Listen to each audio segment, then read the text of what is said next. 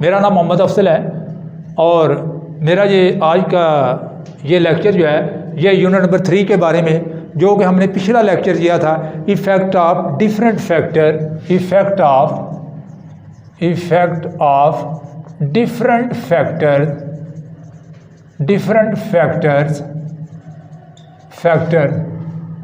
Different factor on photosynthesis.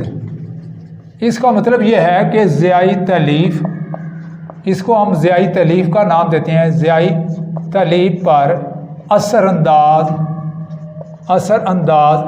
होने वाले अवामल यानी कौन से फैक्टर असरअंदाज होने वाले हैं, जो पिछले लेक्चर के अंदर वो पढ़ चुके हैं।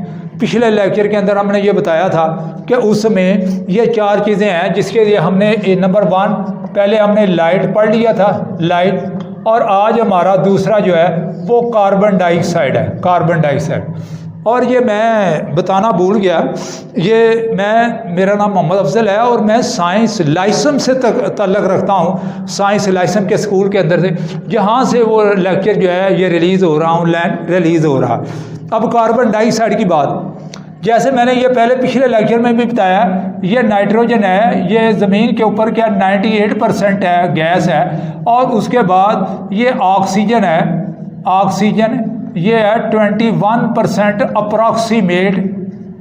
अप्रॉक्सीमेट तकरीबन। उसके बाद कार्बन डाइऑक्साइड है जिसकी हमें ज़रूरत पड़ती है फोटोसिंथेसिस की, ये 0.03 से लेकर 0.04% आती है।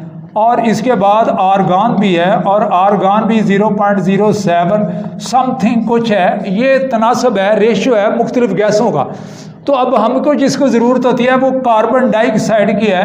तो हमने ये पढ़ा था, पहले हमने लाइट, पिछले लेक्चर में हमने लाइट की बात कर दी थी, और आज का जो लेक्चर है ये कार्बन डाइऑक्साइड के बारे में है। तो मैंने आपको बताया था कि ये सबसे पहले ये इक्वेशन देखते हैं। इक्वेशन वो ज़ियाई तलीफ की इक्वेशन ये चीज़ बताती है, ये कार्बन डाइऑक्साइड है, ये कार्बन डाइऑक्साइड है, और प्लस क्या वाटर, ये दोनों चीज़ें मिलती हैं। ये सनलाइट है, सूर्य की रोशनी पड़ती है, ये सूर्य की रोशनी पड़ती है इसके ऊपर, और अंदर ये क्लोरोफिल है, और इसके अंदर ये सूर्य रोशनी, ये किस चीज़ में, ग्लूकोज प्लस किस में चले, ये ऑक्सीजन है, और उसके बाद वाटर है। ये 3 चीज़ों के बने।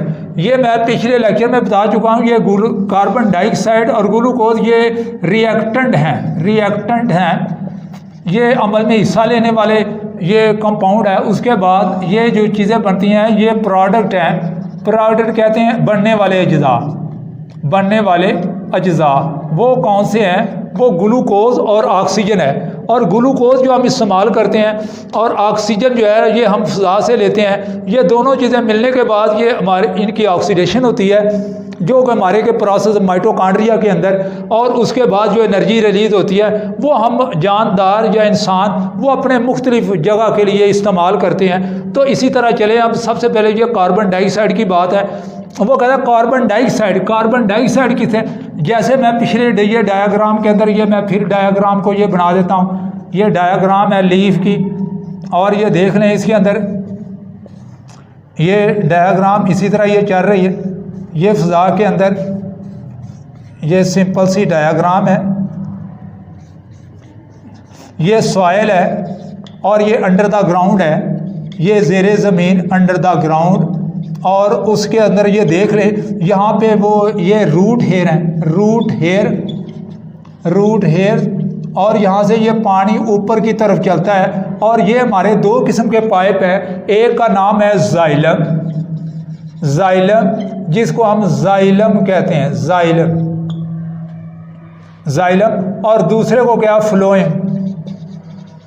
ये जाइलम है, ये है डेड सेल, और ये है लिविंग सेल।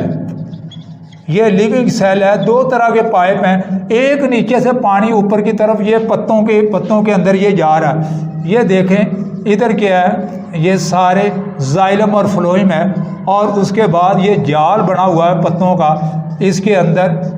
और इसकी जो अपर वाली साइड है जिसको हम कहते हैं अपर एपिडर्मस, अपर एपिडर्मस, एपिडर्मस, और नीचे वाली जो साइड है इसको हम कहते हैं लोअर एपिडर्मस,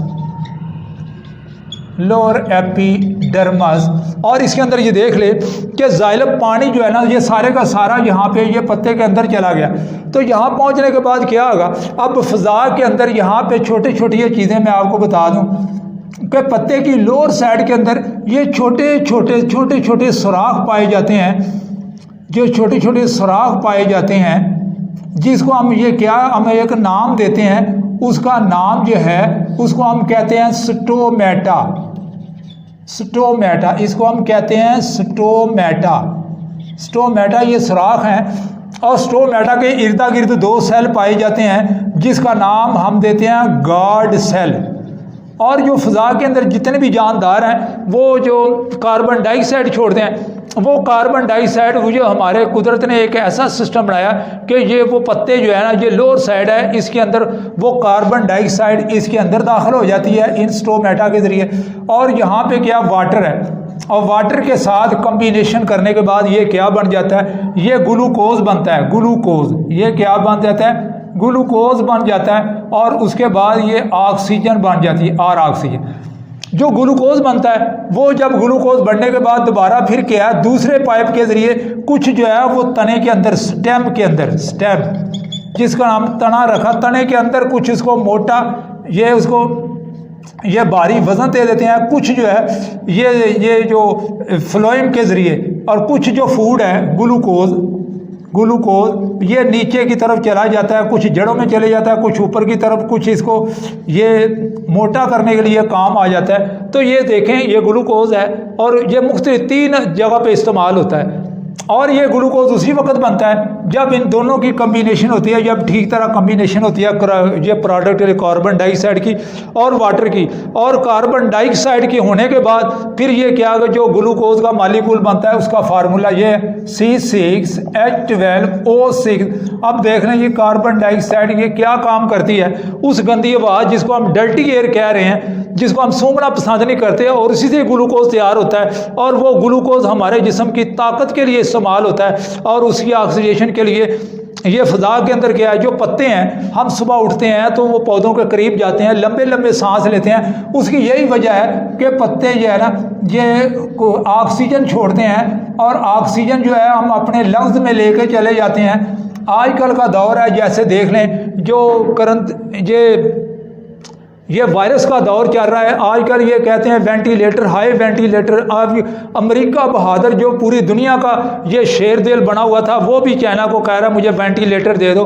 वेंटिलेटर का क्या मतलब, वेंटिलेशन का लफ्ज़ तो आप जानते हैं, वेंटिलेशन, वेंटिलेशन ये कहते हैं आबो हवा, आबो हवा। अब वो वेंटिलेटर है यानी वो एक आला है जिसके अंदर वो ऑक्सीजन होती है, और वो ऑक्सीजन नाक के ज़रिए वो ऑक्सीजन का वो सांस लेते हैं, और जिसकी वजह से इंसान की तबीयत बहाल हो जाती है। तो इसी तरह आज भी कोरोना वायरस के अंदर अगर हमने इतनी ज़्यादा ग्रीनिश अपने इलाकों में है तो हम इस सुबह की सैर करते हैं तो ये ऑक्सीजन जो पत्ते छोड़ते हैं, ये फ्रेश ऑक्सीजन वो हम अपने सांस के लिए इस्तेमाल करते हैं, तो हमें कितना फ़ायदा पहुँचता है, बीमारियों से भी बचते हैं और हमारी सेहत भी बहाल होती है। तो ये देखें अब वो हमारी खुराक के लिए, सारी दुनिया की खुराक के लिए जो वो ग्लूकोज के ऊपर डिपेंड करती है, और ग्लूकोज जो है जो कार्बन डाइऑक्साइड के मालिक्यूल से तैयार होता है, और तैयार होने के बाद किस तरह मुख्तलिफ फैक्टरों के अंदर हमारे ये काम करता है।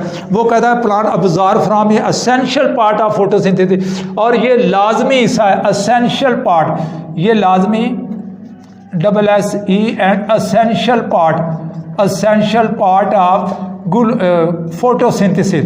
ये फोटोसिंथेसिस का ये लाजमी हिस्सा है जो कि हम इस्तेमाल करते हैं। और उसके बाद क्या कहता है, वो कहता है रेट ऑफ फोटो इंक्रीज। अगर रेट ऑफ क्या रेट, अब जो रेट है, अब वो रेट ऑफ फोटोसिंथेसिस का, ऑक्सीजन क्या increase, carbon dioxide increase, result will be increase of photosynthesis.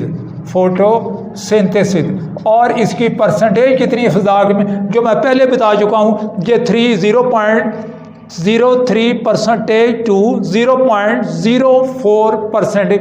और आज का लेक्चर हमारा यहीं से ख़त्म होता है। तो इसके लिए आपने सब्सक्राइब कर लिया है चैनल तो ठीक है, नहीं किया तो कर लें, क्लिक करें और उसके बाद इसकी असाइनमेंट तैयार करें। ये इक्वेशन बने, मुख्तलिफ फैक्टर का नाम लिखें जो हमने पीछे भी आज लाइट और कार्बन डाइऑक्साइड के पढ़ा है। और उसके बाद मज़ीद जो टॉपिक है, ये टेम्परेचर है, वाटर है, क्लोरोफिल, वो हम अगले नेक्स्ट चैप्टर के अंदर, नेक्स्ट टॉपिक के अंदर हम पढ़ेंगे। और इसके साथ ही आज का हमारा ये लेक्चर ख़त्म होता है।